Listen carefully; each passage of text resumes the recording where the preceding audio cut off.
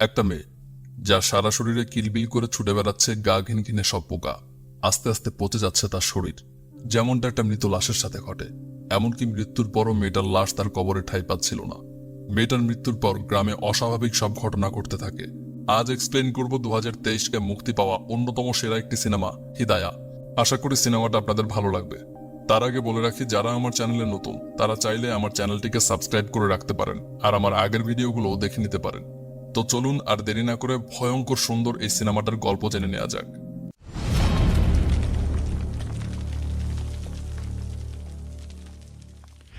কিছু মানুষ একটা লাশের খাটিয়া কাঁধে করে জঙ্গলের ভেতরের দিকে যাচ্ছে। মূলত এটা একটা কবরস্থান, যেখানে লাশটা দাফন করা হবে। খুব অল্প সংখ্যক মানুষ লাশটা দাফন করতে এসেছে এবং তাদের মধ্যে একজন মহিলাও আছে। এই ছেলেটার নাম বাহারি। সে লাশটাকে ঠিকভাবে রাখার জন্য কবরে নামে। লাশটার মুখের কাপড় সরিয়ে দিতেই দেখা যায় লাশটা তাকিয়ে আছে, আর এটা একটা মেয়ের লাশ। হঠাৎ বৃষ্টি শুরু হয়। বাহারির বন্ধু হাসান বাহারিকে উপরে উঠে আসতে বলে, কিন্তু বাহারি কবরের ভেতরে দাঁড়িয়ে থেকেই বলে ওর দাফন আজকেই শেষ করতে হবে। তারপর বাহারি কবরে দাঁড়িয়ে আজান দেয় আর মোনাজাত করে। এই পুরোটা সময় জুড়ে ওই মহিলাটা লাশটার দিকে ফ্যাল ফ্যাল করে তাকিয়ে থাকে আর ফুপিয়ে ফুপিয়ে কাঁদতে থাকে। এরপর রাত আসে। তখনও আকাশে মেঘের গর্জন, চারদিকে সুনসান নীরবতা।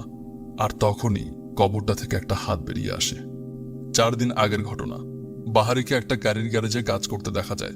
ভেতর থেকে গ্যারেজ মালিক বেরিয়ে এসে বাহারিকে বলে, ক্লায়েন্ট এসেছে, কি সমস্যা দেখো। বাহারি ঠোঁটে একটা জ্বলন্ত সিগারেট নিয়ে গাড়িটার দিকে এগিয়ে যায়, আর তখন সেই গাড়ি থেকে তার বন্ধু হাসান বেরিয়ে আসে। হাসান তাকে জড়িয়ে ধরে আর তাকে ওস্তাদ বাহারি বলে ডাকে। বাহারি তখন হাসানকে বলে, আমাকে ওস্তাদ না, শুধু বাহারি বলেই ডাকো। তারপর তাদের দুই বন্ধুকে একসাথে কফি খেতে দেখা যায়। কফি খেতে খেতে হাসান একটা মেয়ের নাম বলে। মেয়েটার নাম রত্না। হাসান বলে রত্না গ্রামে ফিরে এসেছে আর সে খুব অসুস্থ। সে প্রত্যেক সন্ধ্যায় খুব চিৎকার করে। এখন বাহারি একমাত্র ভরসা যে রত্নাকে সুস্থ করে তুলতে পারবে। কিন্তু বাহারি গ্রামে যেতে রাজি হয় না, কারণ গ্রামের প্রতি তার একটা অভিমান রয়েছে। বাহারি মূলত গ্রামের একজন ওস্তাদ ছিল, আর সে রুকিয়া অর্থাৎ কোরআন হাদিসের আলোকে ঝাড়ফুঁকের মাধ্যমে অসুস্থদের চিকিৎসা করত। কিন্তু গ্রামের মানুষ বাহারিকে মিথ্যা মামলায় জেলে দেয়। তাই জেল থেকে ফেরার পর বাহারি আর গ্রামে ফিরে যায়নি। সে সবার থেকে দূরে এই শহরে এখন গাড়ির গ্যারেজে মেকানিকের কাজ করে। হাসান বাহারিকে খুব বেশি জোর করে না, তবে শেষমেশ এটা বলে যায়, তুমি চাইলে আরেকবার ভেবে দেখতে পারো। তারপর হাসান সেখান থেকে চলে যায়। রাতে বাহারি গ্যারেজেই ঘুমায়। বিছানায় তাকে কিছুটা উদাস দেখায়, আর কিছুক্ষণ পর সে ঘুমিয়ে পড়ে। হঠাৎ একটা কাফনে মোড়ানো লাশ বাহারির উপর ঝুলে থাকতে দেখা যায়। বাহারির ঘুম ভেঙে যায় আর সে বুঝতে পারে যে সে স্বপ্ন দেখছিল। কিছুক্ষণ পর বাইরে থেকে বাহারি একটা মেয়ের কণ্ঠ শুনতে পায়। মেয়েটা তার নাম ধরে ডাকছে। সে ধীরে ধীরে বাইরে আসে আর দেখতে পায় একটা পুরনো ভাঙা গাড়িতে রত্না বসে আছে, আর তার গলায় একটা শেকল বাঁধা। রত্না তাকে কাঁদতে কাঁদতে বলছে, আমাকে বাঁচাও বাহারি, আমাকে সাহায্য করো। এরপর কোনো একটা অদৃশ্য শক্তি সে শেকলটা ধরে টানে, আর বাহারির চোখের সামনেই রত্না গায়েব হয়ে যায়। এরপর বাহারি কিছুটা সিদ্ধান্তহীনতায় ভুগলেও কিছুক্ষণ পর ব্যাগ গুছিয়ে গ্রামের উদ্দেশ্যে রওনা হয়। রাস্তায় দুর্ঘটনার শিকার একটা প্রাইভেট কার উল্টে থাকতে দেখা যায়, কিন্তু বাহারি সেদিকে কোনো প্রকার ভ্রুক্ষেপ না করেই পাশে বসে সিগারেট টানতে থাকে। এই জায়গাটা মনে রাখবেন। সিনেমা শুরুতে এই অ্যাক্সিডেন্টটাকে সাধারণ ঘটনা মনে হলেও অনেক গুরুত্বপূর্ণ একটা যোগসূত্র আছে। এদিকে পরদিন সকালে রত্নাদের ঘরে রত্নার মা রত্নার দেখভাল করছিলেন। দেখা যায় রত্নার শরীরে পচন ধরে গিয়েছে আর শরীর থেকে পোকা বেরোচ্ছে। যন্ত্রণায় রত্না চিৎকার করছে। তখন রত্নাদের ঘরের দরজায় দাঁড়িয়ে ইউসুফ নামের একটা ছেলেকে দেখা যায় খুব চিৎকার চেঁচামেচি করছে। সে রত্নার মাকে বলে, আপনার স্বামী তো আমার টাকা শোধ না করেই আত্মহত্যা করলো, আর এখন আবার আপনার মেয়ের এই অবস্থা। আপনারা এই গ্রামের বোঝা, এমন পাপী মেয়েকে মেরে ফেললেই তো পারেন। রত্নার মা তাকে কাঁদতে কাঁদতে বলে, তোমার স্ত্রীও তো প্রেগনেন্ট, তুমিও কিছুদিন পর বাবা হবে। একজন মাকে কিভাবে বলতে পারো তার সন্তানকে মেরে ফেলতে? ইউসুফ তখন বলে, ভালো হয় যদি আপনিও আপনার মেয়েকে নিয়ে মরে যান। রত্নার মা এসব শুনে খুব কষ্ট পেলেও মুখ বুজে সহ্য করে নেয়। সেদিন রাতে বাহারি গ্রামে এসে পৌঁছায়। সে হাসানের বাসায় এসে হাসানের সাথে দেখা করে আর জানায় যে সে রত্নাকে সাহায্য করতে এসেছে। তখন হাসানের এক প্রতিবেশীকে দেখা যায় যে বাহারির দিকে একটু অন্যরকম দৃষ্টিতে তাকাচ্ছে। বাহারির চোখে চোখ পড়তে এসে দরজা বন্ধ করে দেয়। হাসান বাহারিকে বলে, গ্রামের মানুষ ইদানিং খুব অদ্ভুত আচরণ করে। এরপর বাহারি আবাহ নামের একজন লোকের সাথে দেখা করতে তার বাসায় যায়। আবাহ এই গ্রামের মক্তবের ওস্তাদ। আবা বয়সের ভারে কিছুটা দুর্বল হয়ে গেছেন। বাহারি তাকে জানায় যে সে রত্নাকে সাহায্য করার জন্য গ্রামে এসেছে। আবা তার কথা শুনে খুব খুশি হন আর বলেন, আমি চেষ্টা করতাম, কিন্তু আমার শরীরটা ভালো নেই। তাছাড়া রুকিয়া অর্থাৎ ঝাড়ফুঁকের ব্যাপারে তুমি খুব ভালো জানো। তুমি চেষ্টা করলেও অবশ্যই রত্না সুস্থ হয়ে যাবে বলে আমার বিশ্বাস। তারপর বাহারি মক্তবের পাশেই তার পুরনো ঘরে থাকার জন্য চলে যায়। ফ্ল্যাশব্যাকে দেখা যায় বাহারি মক্তবের পাশেই একটা খোলা জায়গায় বসে আছে। রত্না তার কাছে আসে আর তাকে একটা বই দেয়। বইটা ছিল লাইলি মজনুর প্রেম কাহিনী নিয়ে লেখা। বাহারি রত্নাকে বলে, জানো রত্না, মজনু কিন্তু ভালোবাসার জন্যই পাগল হয়ে গিয়েছিল। লাইলির জন্য মজনুর ভালোবাসা ছিল নিখাত। আসলে বাহারি রত্নাকে পছন্দ করত, তাই সে রত্নাকে তার ভালোবাসার কথা ইঙ্গিতে বোঝাতে চায়। রত্নাও বোঝে আর বলে, ভালোবাসায় কোনো ভালো কিছু নেই, যা আছে তা শুধু কষ্ট আর বৃথা হয়রানি। বাহারি কিছুটা অপ্রস্তুত হয়ে যায়। তখন রত্না তাকে বলে, হুজুর তোমাকে নতুন ছাত্রদের পড়ানোর দায়িত্ব দিয়েছেন। তখনই সেখানে ইউসুফ চলে আসে আর রত্নাকে বিরক্ত করতে থাকে। রত্না উঠে চলে যায় আর বাহারি ইউসুফকে বলে, তুমি যেটা করছো এটা ঠিক না। ইউসুফ তখন বাহারিকে বলে, আর তুমি যেটা করছিলে সেটা খুব ঠিক ছিল, তাই না? বাহারি মক্তবের বাইরে বসে সেই অতীতের দিনগুলোর কথা ভাবছিল আর সিগারেট টানছিল। তখন মক্তবের এক ছাত্র এসে তাকে জানায় যে ওস্তাদ তাকে ডাকছে। বাহারি ওস্তাদের সাথে দেখা করতে যায় আর মন খারাপ করে বসে থাকে। ওস্তাদ তার মন খারাপের কারণ জানতে চাইলে সে বলে, আমার কোনো অপরাধ ছিল না, তবুও আমাকে মিথ্যা মামলায় জেল খাটতে হলো। আমি আমার পরিবার হারালাম, এমনকি আমি যখন জেলে তখন আমার মা মারা যায়। আমি তাকে শেষ দেখাটাও দেখতে পারিনি। আমার সাথে এত খারাপ কেন হলো? ওস্তাদ তখন বলে, আল্লাহ যা করে ভালোর জন্যই করে। হয়তোবা এই সবকিছুর মধ্যেও কোনো ভালো কিছুই ছিল। জন্ম মৃত্যু আমাদের হাতে নেই, আমাদের হাতে যেটা আছে সেটা হলো ইবাদত। তুমি অনেক লম্বা সময় ধরে ইবাদতের সাথে যুক্ত নেই। আমি তোমাকে পরামর্শ দেব, তুমি আবার ইবাদত শুরু করো, আর যে কাজে এখানে এসেছো তা তোমার সর্বোচ্চটা দিয়ে ভালোভাবে শেষ করো। দেখবে সব ঠিক হয়ে গেছে। মূলত এই গ্রামে কোনো ধরনের অলৌকিক সমস্যা দেখা দিলে বাহারি শরিয়া মোতাবেক রুকিয়ার মাধ্যমে চিকিৎসা করত। একদিন রুকিয়া করা অবস্থায় একজন মারা যায়, আর গ্রামের লোকেরা বাহারিকে বলে যে বাহারি ইচ্ছা করে তাকে মেরে ফেলেছে, আর এই কারণেই হত্যার দায় মাথায় নিয়ে বাহারিকে জেল খাটতে হয়। এরপর বাহারি হাসানের সাথে রত্নাদের বাসায় যায় আর রত্নার মায়ের সাথে দেখা করে। বাহারি রত্নার ব্যাপারে জানতে চায়। রত্নার মা জানায় সে ফিরে আসার পর থেকে কোনো কথা বলেনি, আর কিছুদিন পর থেকেই সে অসুস্থ হতে শুরু করে। তুমি কি আমাদেরকে এই সমস্যা থেকে মুক্তি দিতে পারো বাহারি? তখন বাহারি বলে, আমি আমার সর্বোচ্চ দিয়ে চেষ্টা করব। তখনই পাশের ঘর থেকে রত্নার চিৎকার শোনা যায়।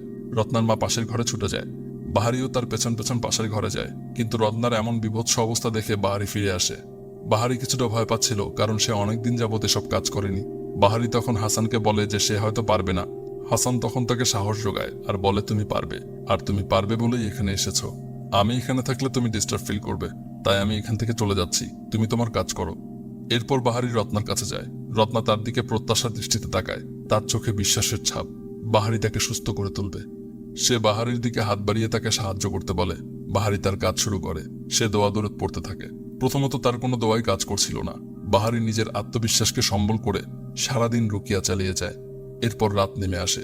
হঠাৎ রত্না অস্বাভাবিক আচরণ করতে শুরু করে। তখন রত্নার ভেতর যে খারাপ আত্মা ঢুকে আছে তার রিফ্লেকশন দেখা যায় রত্নার ঘরের আয়নায়। রত্না চিৎকার করতে থাকে, বাহারি আরো জোরে জোরে দোয়া দরুদ পড়তে থাকে।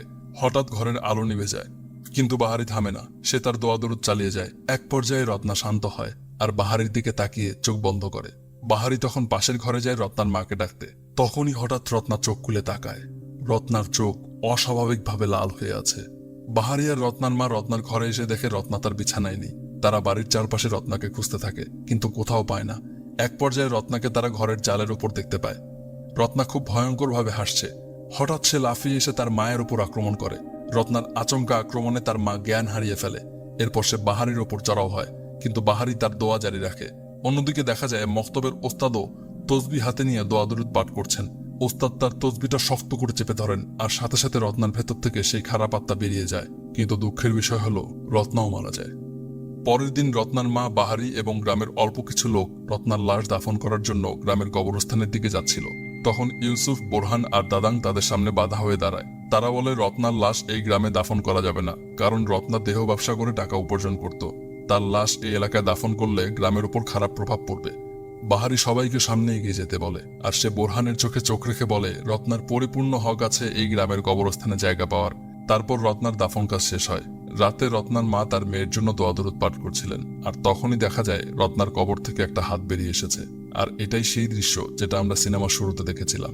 রত্নার হাত যখন কবর থেকে বেরিয়ে আসে, ঠিক সেই সময় রত্নার ঘরে টানিয়ে রাখা তার ছবিটা নিচে পড়ে যায়। এদিকে দেখা যায় ইউসুফ তার গর্ভবতী স্ত্রীর সাথে খুনসুটি করছে। তার স্ত্রী কাঁচা আম খাওয়ার বায়না ধরেছে। ইউসুফ আম পাড়তে বাইরে চলে যায়। ঘরের বাইরে কুয়া থেকে পানি তুলতে এসে ইউসুফের স্ত্রী একটা সাপ দেখতে পেয়ে প্রচন্ড ভয় পায় আর ছুটে তার ঘরে ঢুকে যায়। আর তখনই সে রত্নার ভূত দেখে চিৎকার করে অজ্ঞান হয়ে পড়ে যায়।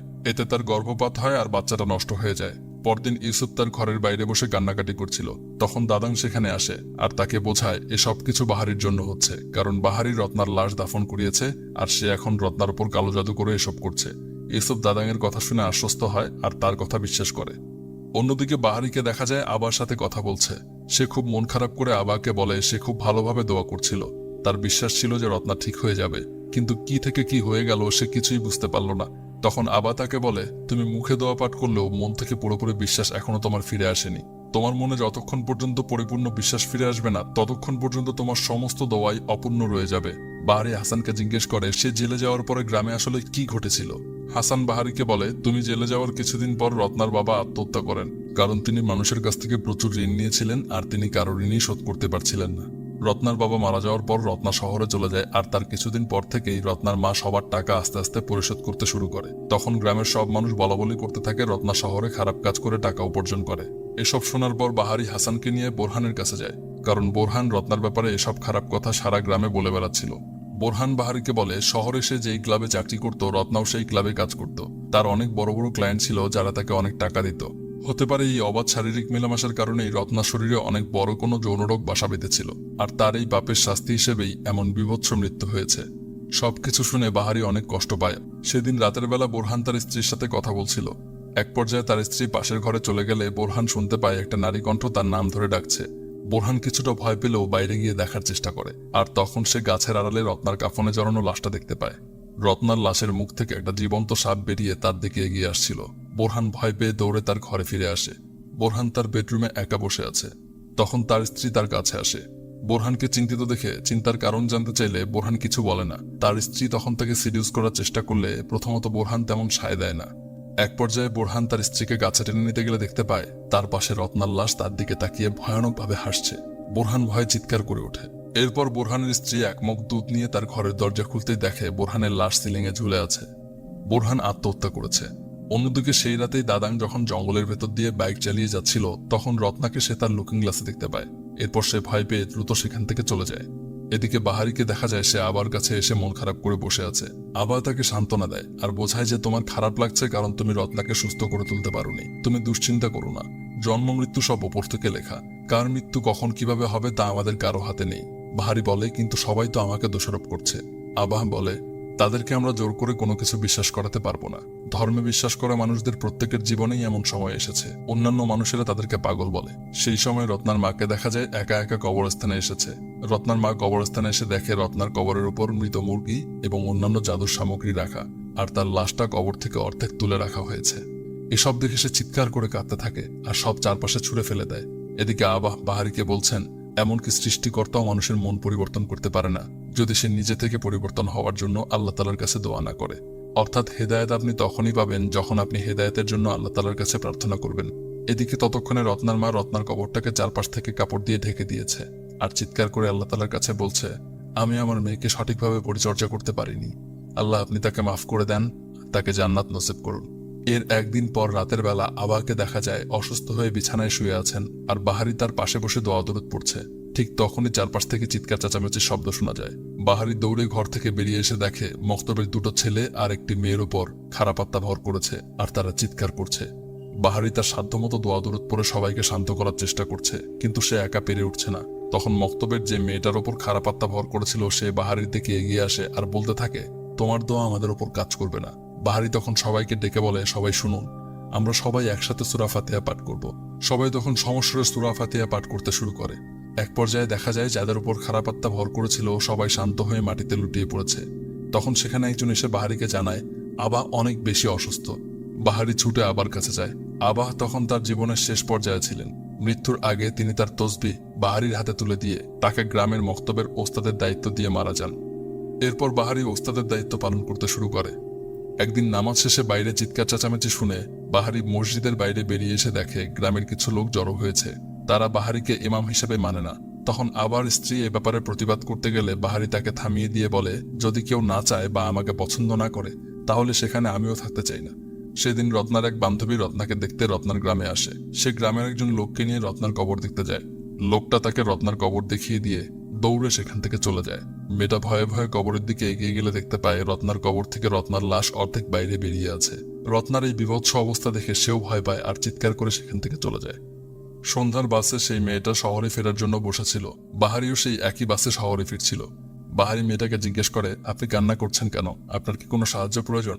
জবাবে মেয়েটা বলে, যত তাড়াতাড়ি সম্ভব আমি এই গ্রাম থেকে চলে যেতে চাই। এই গ্রামের মানুষ আমার বান্ধবীর প্রতি খুব নিষ্ঠুর আচরণ করেছে। বাহারি তখন জানতে চায়, আপনার বান্ধবীর নাম কি? জবাবে মেয়েটা বলে রত্না। তখন বাহারি সেই মেয়েটার কাছ থেকে কিছু ঘটনা জানতে পারে। মেয়েটা বাহারিকে বলে রত্না আর সে একই ক্লাবে কাজ করত। একদিন সে বোরহানকে রত্নার সাথে কথা বলতে দেখে। আড়াল থেকে সে দেখে বোরহান রত্নাকে টাকার জন্য চাপ দিচ্ছে। তখন সে জানতে পারে বোরহান তাকে বলছে, মানে বোরহানের এক বন্ধুর মাধ্যমে রত্না নিজের উপর কিছু ব্ল্যাক ম্যাজিক করেছিল, যাতে সে দ্রুত তার বাবার ঋণের টাকাগুলো পরিশোধ করতে পারে। এই ব্ল্যাক ম্যাজিকের জন্য প্রথমে একটা মুরগি, এরপর একটা ছাগল, আর তারপর তার নিজের সবচেয়ে প্রিয়জনকে স্যাক্রিফাইস করতে হবে। রত্না এটা জানতো, কিন্তু যেহেতু তার জীবনের সবচেয়ে প্রিয় মানুষ তার মা, তখন রত্না আর রাজি হয় না। সে বোরহানকে বলে তারা যেন এই ব্ল্যাক ম্যাজিকটা বন্ধ করে দেয়।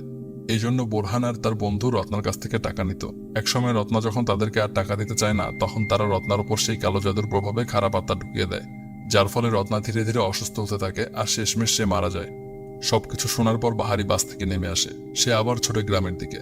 গ্রামে ঢোকার পর ইউসুফ আর তার বন্ধু তাকে রাস্তায় বাধা দেয়, কিন্তু বাহারি তাদেরকে ধরাশায়ী করে ফেলে। আর ইউসুফের উপর জোর খাটিয়ে জানতে পারে এই ব্ল্যাক ম্যাজিকটা করছে দাদাং। এবার বাহারি হাসানকে সাথে নিয়ে দাদাংয়ের বাসায় যায়। হাসান বাইরে দাঁড়ায় আর বাহারি ধীরে ধীরে দাদাংয়ের ঘরে ঢুকে।